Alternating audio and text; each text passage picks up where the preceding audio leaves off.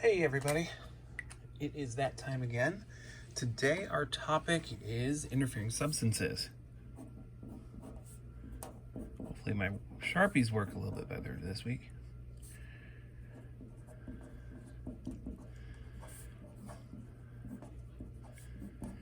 And when we talk about interfering, I spelled that wrong somewhere in there. Anyways, interfering substances, I think it's right here, that shouldn't be there. Interfering substances, we're really talking about what is known as Hill testing. And that is HIL. And if you remember from clinical chemistry, Hill testing starts with the H stands for hemolysis. The I stands for icteric. And the L stands for lipemia. Now this is going to affect a lot of different things, not only in chemistry, it's going to affect hematology, it's going to affect coagulation, and and in some cases it can affect getting dilutions correct when you're in bacteriology. So the reasons that we're covering interfering substances is that you are going to see this in your time as a med tech. You are going to be canceling things because they're over a certain level of hemolysis. You're going to be adjusting or making comments on results because they're hemolyzed or icteric or lipemic. And you're even going to be taking lipemic specimens and processing them, trying to clear the lipemia, those big macromolecules, so that you can do testing with them. So, last week we talked about blood tubes. And even those, I mean, we saw with that chart how they affected sodium and potassium and calcium and magnesium and glucose. You can even consider those tubes. If a specimen is drawn in the wrong tube that has a anticoagulant like sodium citrate, you know, that interfering substance is that sodium citrate. It spikes the sodium and makes it impossible for you to give a proper sodium. So even though we're focusing on these topics today, you can think of the wrong tube with the wrong test on it as a interfering substance. So first we're going to go through hemolysis. All right. So I'm just going to get rid of that Sharpie.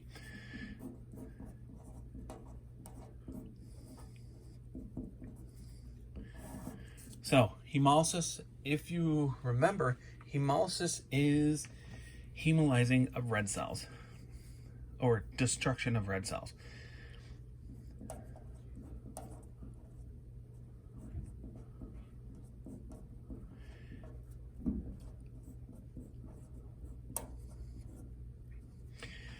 And this can be, most of the source of the destruction of red cells has to do, number one, caused by bad phlebotomy technique or bad phlebotomy technique, because I was going to launch into a couple different things, but really it falls down to that.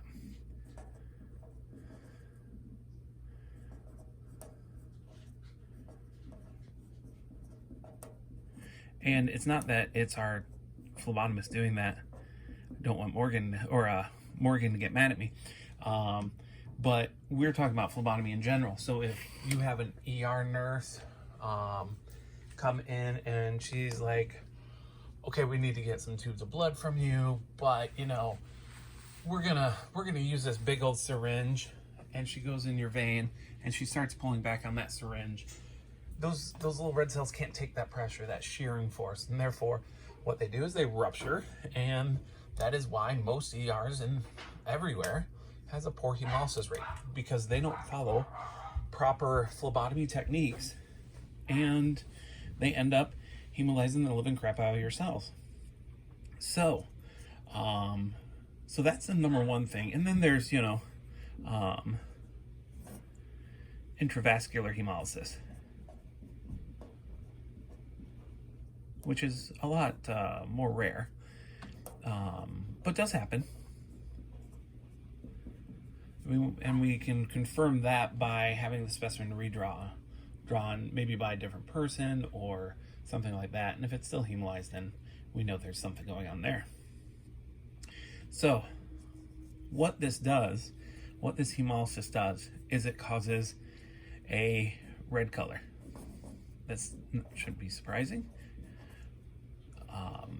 Red cells are red, and when they burst, their hemoglobin goes out into the plasma, and when you spin it down, proteins stay in the plasma. They don't go down with the red cells. They're not heavy enough. It doesn't go into the buffy coat. That's the area between the red cells and the plasma where the platelets and white cells normally reside. So we introduce a red color. So how is that going to affect us? So when we look at hemolysis, we grade it as so let's look at grading first. We always want to quantify these, and each one that we talk about today is going to have a grading. So we have slight,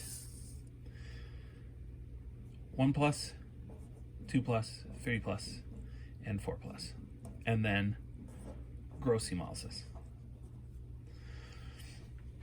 Now what's going on here is that you have just a semi-quantitative scale that we can append to different results. We can quantify why we're asking, or qualify why we're asking for a redraw. But the point is that we need to be able to quantify these things. And most hospitals, especially if you have an outreach, they'll say, this is the line we can't cross for our specimens. Between 2 and 3+, they say, hey, results are going to be drastically compromised, and we're gonna call it safe and have a redraw. So as it goes down, when you get to gross hemolysis, it's almost like you put cherry juice inside the specimen. It looks, the plasma looks just as red as the cells, and sometimes you can't even tell where one starts and the other begins. So normally when you get into the 4+ or gross in a in-house facility, or where they're testing patients in a hospital, you're asking for a redraw. Now some places will say, no, give us everything. Let's say it's an ER. We'll make the clinical decision with the knowledge you give us. But we're not going to redraw these patients. We need the results faster. Come on, just give it to us and we'll adjust. So what that does, let's first touch on chemistry. So in the chemistry world,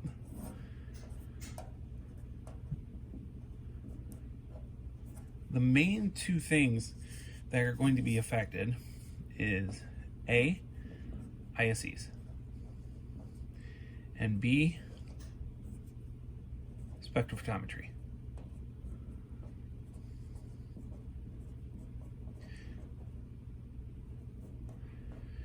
So ISE, if you remember, that's ion selective electrodes, and the way this messes with our ISEs is potassium is measured by an ISE.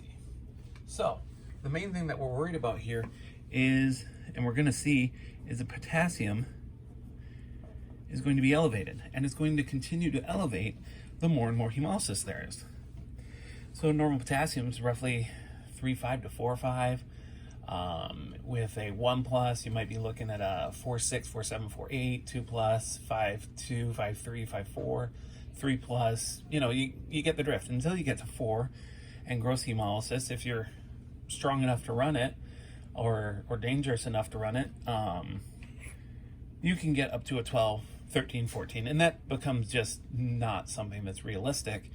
And luckily, in this day and age, we don't have to wait for or rely on a tech to visually grade each specimen.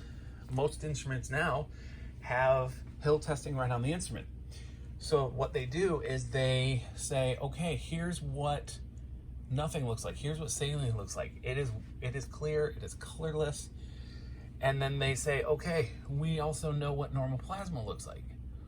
Okay, and how different? And then it measures this specimen and goes, oh, this is a shade darker. or in a different part of the spectrum, so it quantifies it. Spectrophotometry, on the other hand, is, if you remember, you have a cuvette and you have a light source, and then you have a sensor, and light gets passed through and is read by the sensor. So quite commonly when we're doing spectrophotometry, we are looking for a color change. So if we have something that reaction causes a yellow color, it's going to change that into more of an orangish color or more of a reddish color, depending on the severity. And what that does is that you're going to get bad results because it takes it out of the spectrum.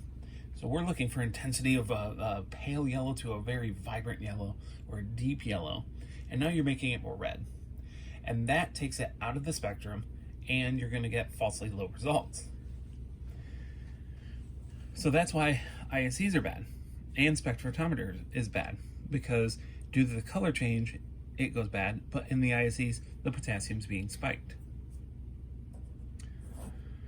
All right, hematology.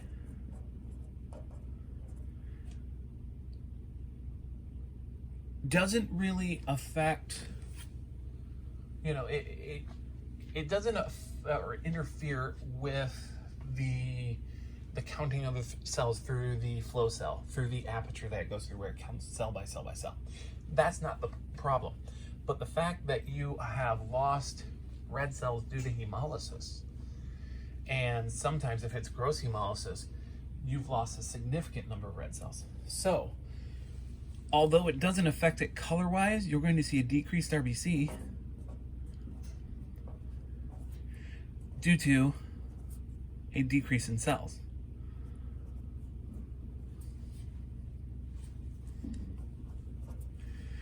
Okay, so that should make sense. If our cells are hemolyzing, we're not going to have so many cells.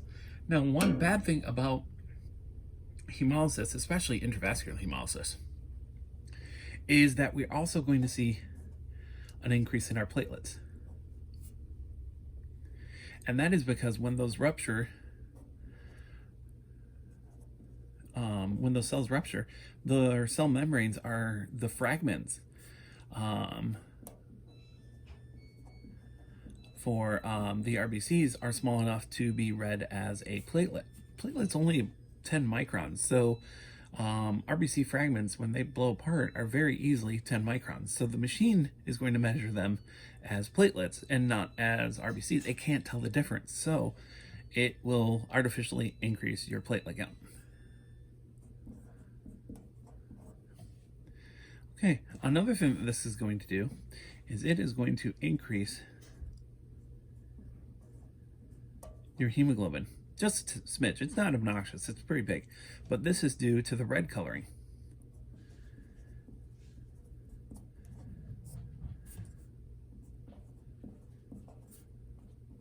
Because hemoglobin on a typical hematology analyzer is measured the same way that a lot of our chemistry stuff is. It uses spectrophotometry. So normally in the red cells, the hemoglobin is lysed by a cyanomet reagent, and it will normally make the hemoglobin look kind of like a pale purple, and due to the red, it's going to cause a color change. All right, so 3. Let's talk about coag. So coag is an interesting beast because in the world of coag, there's 2 ways of measuring your PT-PTT, and I believe we covered this during your coag lecture. So number 1, or A,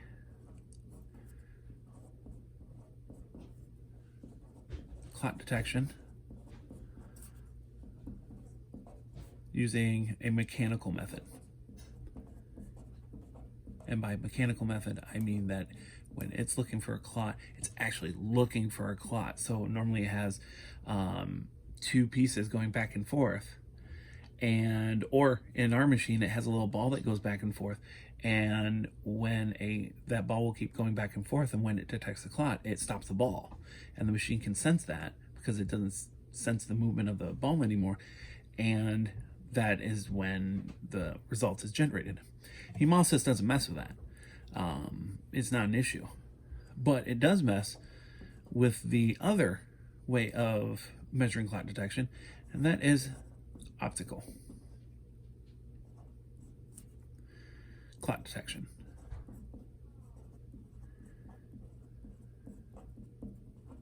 And this is going to come up a few times because all of these really mess with the optical clot detection. And that is because the clot, or the way it's looking, is that, it's shining light through just like a spectrophotometer, but it's looking for haziness. And when you have a color change, it can't see as well because it's looking at a specific wavelength, so it can see the clot form. So you can also think of optical clot detection as turbidimetric.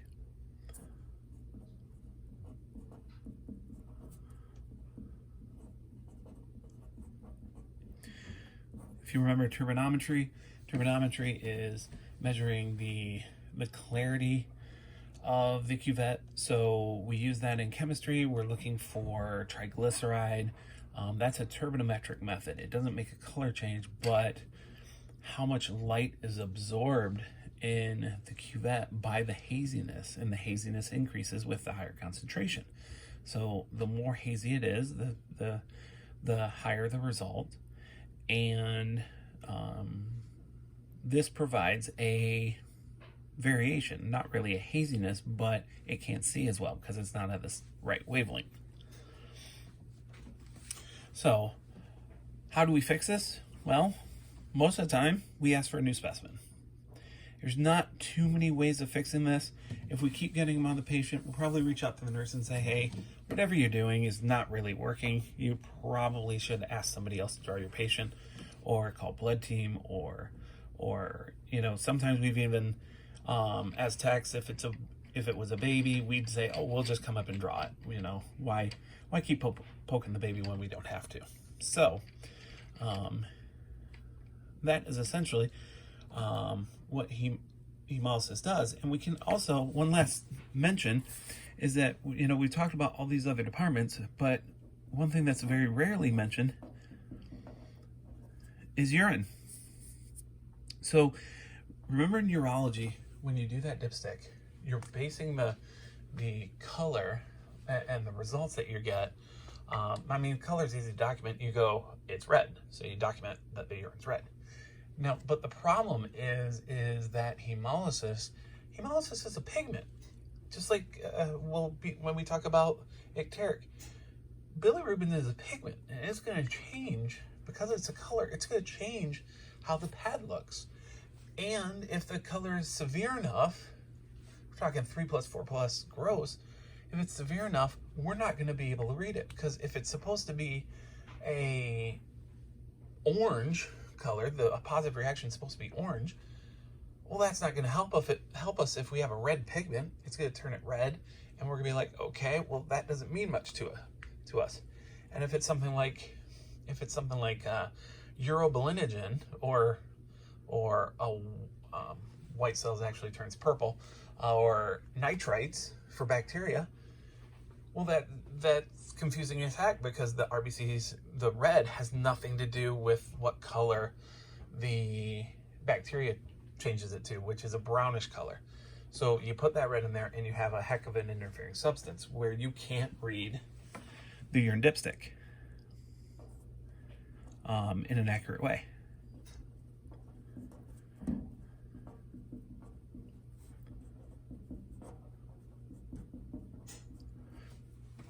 Okay, so that is hemolysis. No real way to get around it except for a redraw. So, and proper phlebotomy technique. All right, so let's talk about our next one on our little abbreviation, icteric.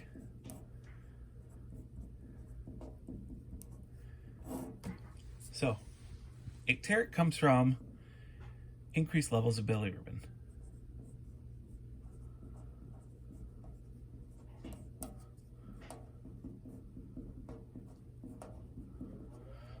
Okay. And that is important because, again, like I mentioned, bilirubin is a pigment.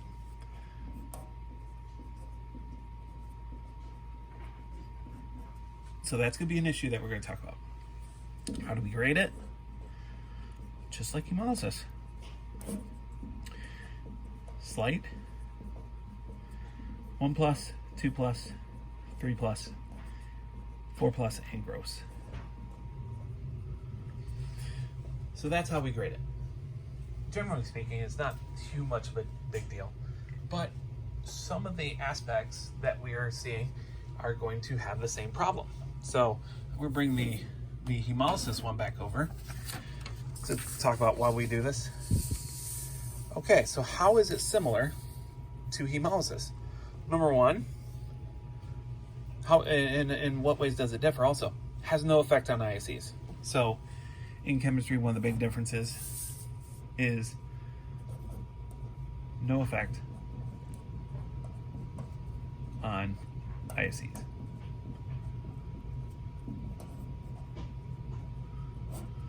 Okay, that's wonderful. We don't have to worry about issues with ion selective electrodes. Our lights are going to be just fine. But same issue with spectrophotometry. Spectrophotometry, it all falls back to that color change. So if you have a colorimetric test and you have a color introduced, you're going to have a big problem. And so as we, with hemolysis, we went from just a light pink to a very dark pink, or red. But hemolysis, or icteric, on the other hand, goes from a slight yellow all the way down to brown. So hemolysis introduces red, but icteric introduces a brown color. So of course, just like with the spectrophotometry that we talked about with hemolysis, we are going to have the same thing, color interference.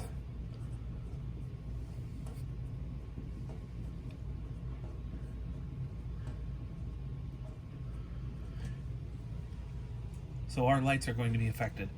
And this brown color, when it gets 4+ and gross, it is, so you'll pipette the specimen out, dispense it into your cuvette, and you'll look at the pipette tip, and it is just, it's tinted already. The pigment stays on the pipette tip.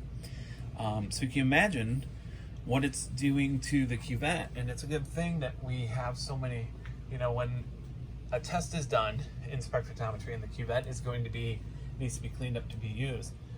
Again, for a different specimen, it goes through a vigorous wash cycle to clean out as much as it can.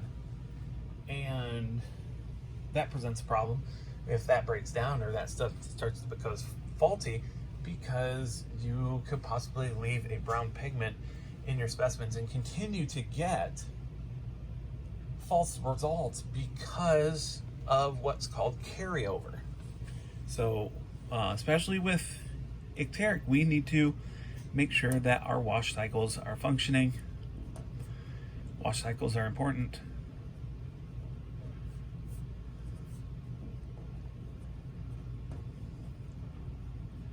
To avoid carryover.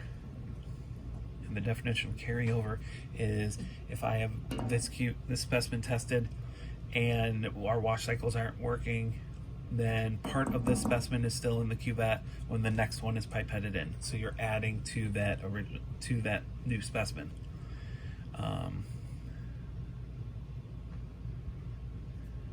So carryover is very important. You need those wash cycles. Get rid of these nasty colors so that we can test properly. All right. Hematology, very similar. It's a color change. So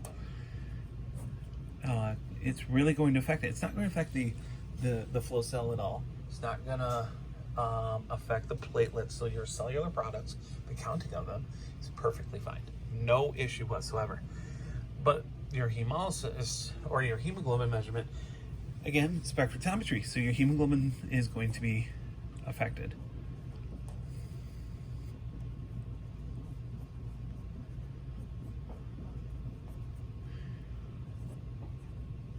Our friend Coag, same thing. We got that optical method still. Optical is going to be affected in the exact same way it is affected by hemolysis. Color change, and it makes it hard, especially if you're using those visuals, the visual optical method, to see that clot in the way it should be seen, very clear, very precise. One thing where it changes from hemolysis and icteric is that it can affect mechanical also. And that is because of that viscosity.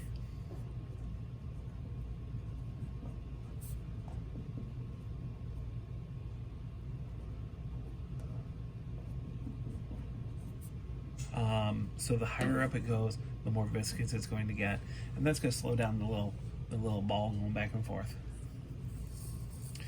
And urine, oh yeah, you bet urine is going to be affected, and that is because similar thing to hemolysis. When you introduce a color, that color will affect the ability to read those pads correctly.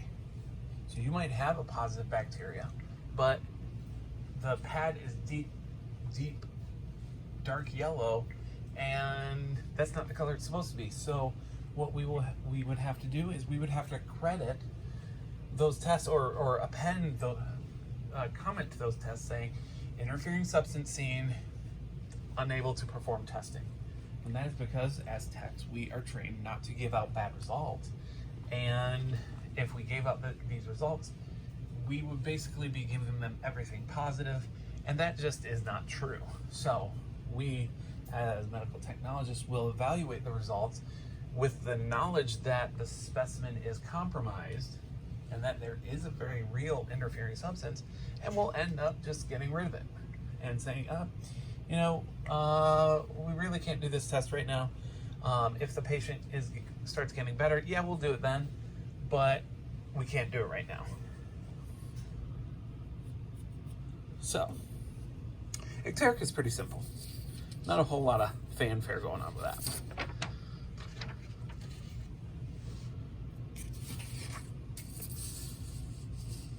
So let's talk about lipemia. Now, lipemia is broken down as lipids in the blood. So increase lipids in the blood. More specifically, triglycerides. Those are the big thing. All right, again, same grading scale. I think you guys see a pattern right here. Slight, 1+, 2+, 3+, 4+, and gross. Now, one thing that you start to see is you start seeing, it's just a slight haziness when you go from slight 1, 2, and then you start getting some real good haziness. And of course that's going to have some complications, real complications there. And then at 4+ and gross, especially at gross, you start having a whitening of the plasma. And sometimes with gross, I'm going to draw a tube real quick. So this is your red cells. That's your plasma. So as this is becoming more and more hazy, it can look like this piece of paper in a real bad case.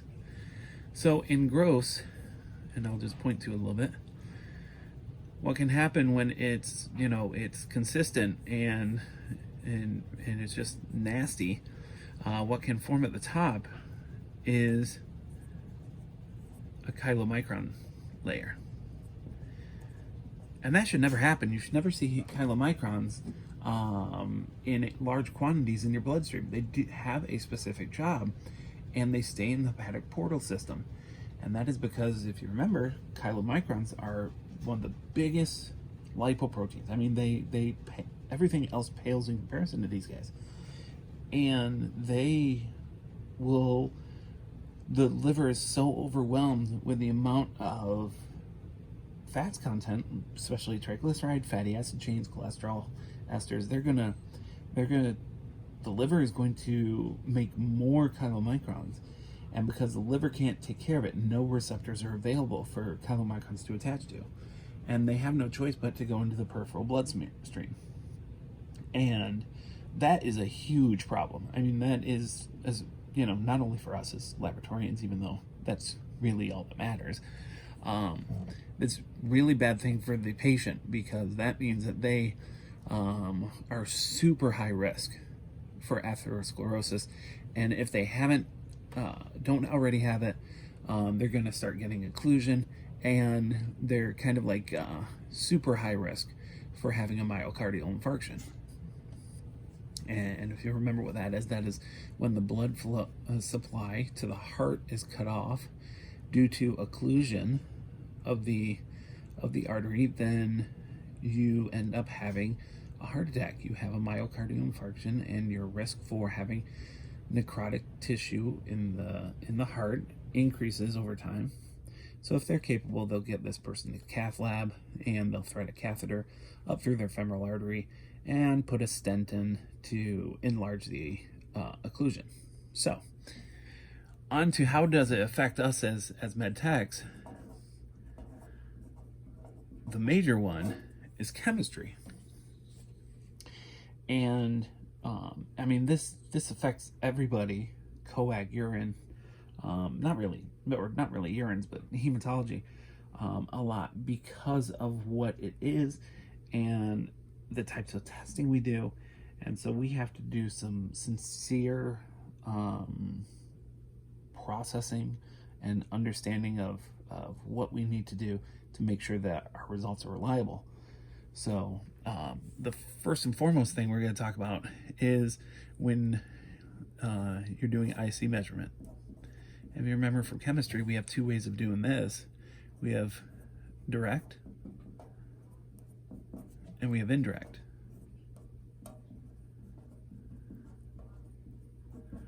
And they're exactly how you think, or hopefully exactly like you think. So when you're talking about a direct IC measurement, we're directly looking for the thing we're testing for. So when we say, oh, we're measuring a sodium and we're using direct ISEs, we are looking for sodium. There's nothing in our way. The ion selective electrode is looking specifically for the sodium cation. So directly looking for it. Indirect, on the other hand, well, that's a little bit harder. So indirect that word is associated with things that have to be derived, or it's not directly measuring something. So it's getting it there by, in this part that we're talking about, it's getting there by knowing the potential of ISE buffer before a sample is introduced, adding the specimen, and then measuring it again once the specimen's added. And the change in potential, so let's say hypothetically, just with fake numbers, we start with 100.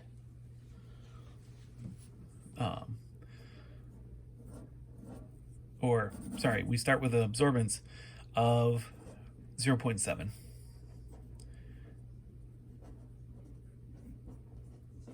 For buffer. We have the specimen, and we go up to 0.9.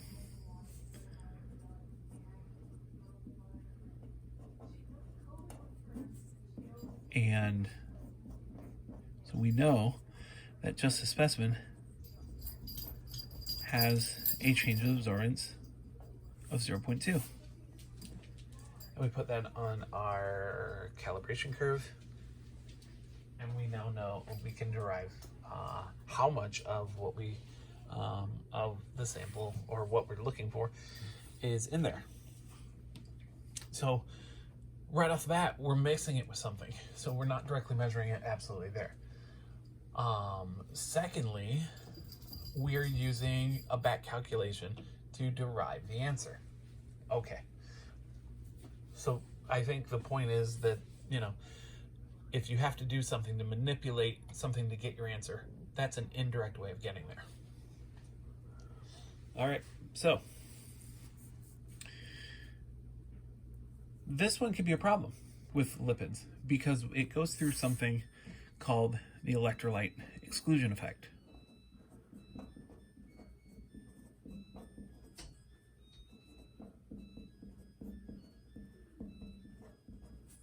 If you hear music, that is my washing machine. All right, the electrolyte exclusion effect is a occurrence that happens for two reasons. One, due to hyperlipidemia, or hyperproteinemia.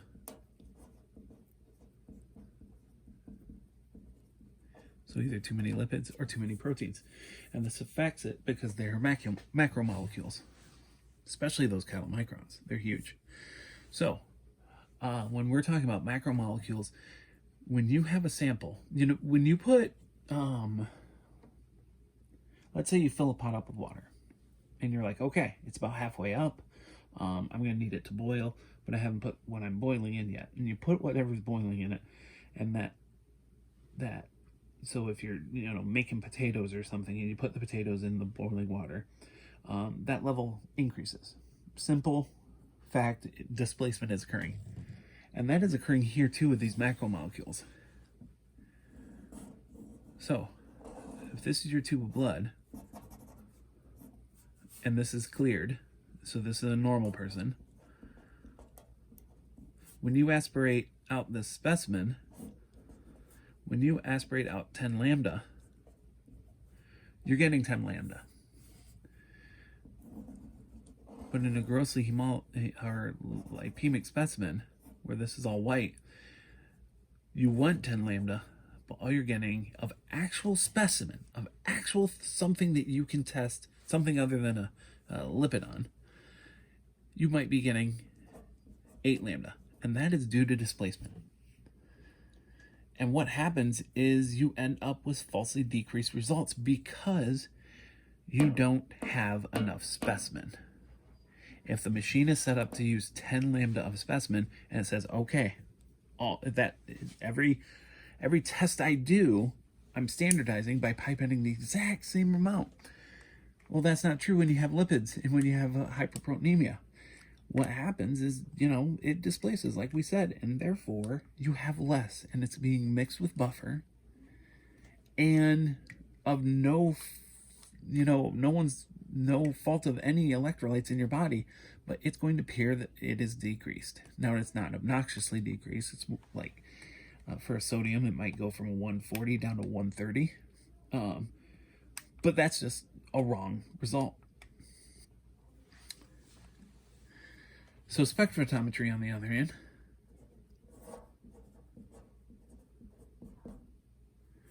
what is going on here is that, remember, these, I'll draw the diagram again.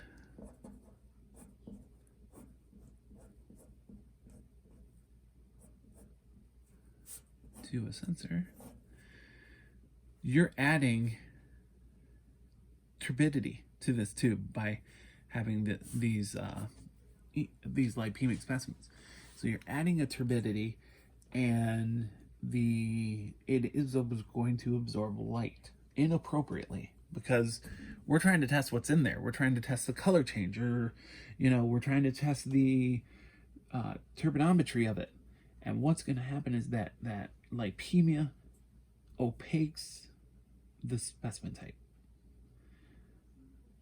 So that is obviously going to be an issue. So how do we deal with this? Number one, a lot of places out there, a lot of hospitals say, they draw the line. They say, hey, if it's between a 2 and a 3, you're not getting anything except you get the honor of redrawing a patient. If you take mercy on the patient's soul what you can do is ultracentrifuge it.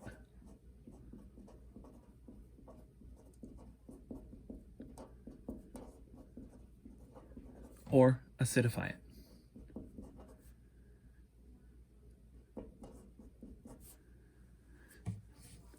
So acidify, that's the easy one. If by acidifying it, you neutralize the lipoproteins. As a side effect, you neutralize enzymes and you neutralize proteins and you can denature carbohydrates. There's lots of problems that come with it. So sure, I cleared the lipids. I also made a lot of other tests unavailable for me now. So out of all the things we do, acidifying is the worst idea ever. Unless what you're looking for doesn't mind it. But we do ultracentrifuge.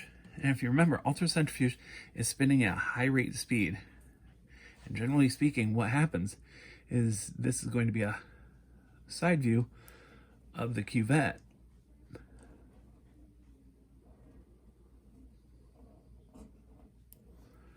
So you put the specimen in here, all the way up, hypothetically. What happens is as it spins faster and faster and faster, the hyperlipidemia, the large macromolecules will go into the center. And what's left is a nice yellow cleared specimen. So cleared means that we've removed something from it. And in this case, we've cleared the lipids from it. So, and you can aspirate out that cleared plasma or serum and do your testing. And we don't have to switch from indirect or direct, because most hospitals have a blood gas machine. They do it direct, and most large chemistry analyzers do it indirect. You can get away with a very small specimen size. So if you don't want to do this and you just have ISEs to measure, you can just pop it on your blood gas machine and result from there. Perfectly fine. But if you have that and 7 other chem tests, what you can do is you can spin it down and you can do your indirect, you can do your spectrophotometry, and they're not going to have an issue. Now the bad thing is that you've just removed 60% of your triglycerides and 60% of your cholesterol. So those are now gone. So by doing this, triglycerides are gone, cholesterol is gone. HDL is still okay. Those are not big enough to be affected by this. But by removing those macromolecules, remember, they have triglyceride and cholesterol esters inside. And by doing that, you're removing a good portion of them. So if you make the mistake of running it off the specimen, you've just now falsely decreased somebody's results. And if a patient is on treatment for lipids to try to lower their cholesterol and triglyceride, the doctor is going to see the result and go, wow, this is working really well. When in fact, nope, sorry, lab error. The patient is not doing well, and they're actually doing very bad. So we're going to clear this specimen and do our testing on it. Not going to acidify it. That'd be awful. That'd be just a bad idea. So let's talk about lipidemia in respect to hematology. So we'll put our header up here. Okay, so heme, if I could spell right today, it's a tough day for spelling. Heme, not super affected. But what it does do is that you have a viscosity issue. And what happens is that specimen doesn't go through the tubes as well. And you get a haziness in those. So hematology measures everything through, if you're counting a cell, you're measuring it through a flow cytometer, measuring impedance as those cells are going through. It's interrupting an electrical pulse. And therefore, each blip is one cell. Great. Rosie. But if you're looking at chambers, which is the other way of measuring things, where you measure your hemoglobin, you're still using that spectrophotometry, and you're putting something in there that's going to absorb more light. So what's going to happen is that they do something called a CC code, which is a color correction issue. It's too opaque, it's too white, and it can't correct for any possible slight interferences, which it can do. But what happens is that we will, if you get a CC code, you can wait until chemistry's off to check the result and go, hey, okay, this specimen is lipemic, and therefore it is no longer valid for hematology testing because you're going to give a false result. So our next thing is coag.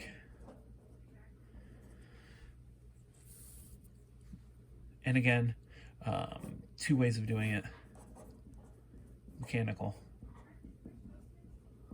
and optical.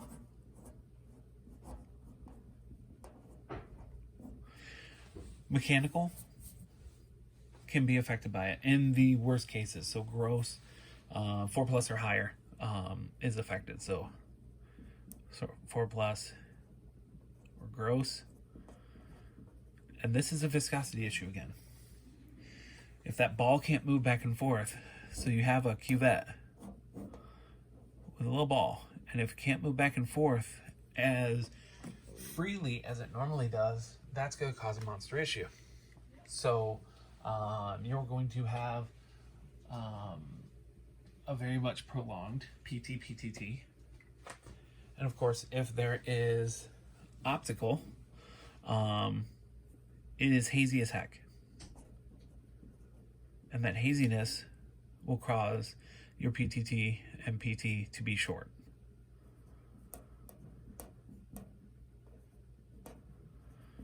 And that is because optical is looking for clot, which is a haziness. Lipemia is a haziness. You're done. You can't do that. So, especially with optical, because I've used optical before for a brief moment in time. The machine actually was not very good, and we didn't keep it for very long, maybe a couple years. But yeah, we didn't go past 2+. If it was 2+, or if it was 3+ or greater, that's an immediate redraw. So we would have to spin it down and inspect every coag specimen, and because we didn't want to put something on the instrument, you walk away to do something else. Your coworker comes up and goes, cool, got a result, out the door. When it should have been abnormally prolonged, it is now normal, and oh crap, we've just given out bad results. So, but that generally is how we deal with these things. So when we're talking about olive hill testing, there's ways to fix it, and that might be just getting a redraw, or there's processing ways, or saying it's an interfering substance. But ultimately, these three things you guys will come across in every day as med techs, and you'll be having to make a quality check, and based on your experience, going to say, yeah, I'm not even going to run this. I'm not going to even bother putting us in a place where a bad result might come through. So cancel it immediately. Besides your ISEs, and which are obvious effects, you know, what's inside those red cells? So if you have hemolysis, what's inside the red cells? Lots of enzymes. So if you're talking about alkaline phosphatase or alanine transferase, you run the risk of spiking the plasma by running it on hemolyzed cells, because those enzymes will now be loose inside the plasma more than they already are, and that will give falsely high results. So we're just about at 50 minutes. So I will post this with the discussion board. So please, if you have any questions, feel free to ask them. Secondly, the new exercise is going to be posted tomorrow. It will, a new case study exercise will be posted tomorrow. It will be due next Monday. The previous week's case study, it will be due tomorrow on Monday. So if you have any questions about those, please let me know. Otherwise, we will see each other on Thursday, 5 o'clock. And all right, have a great day.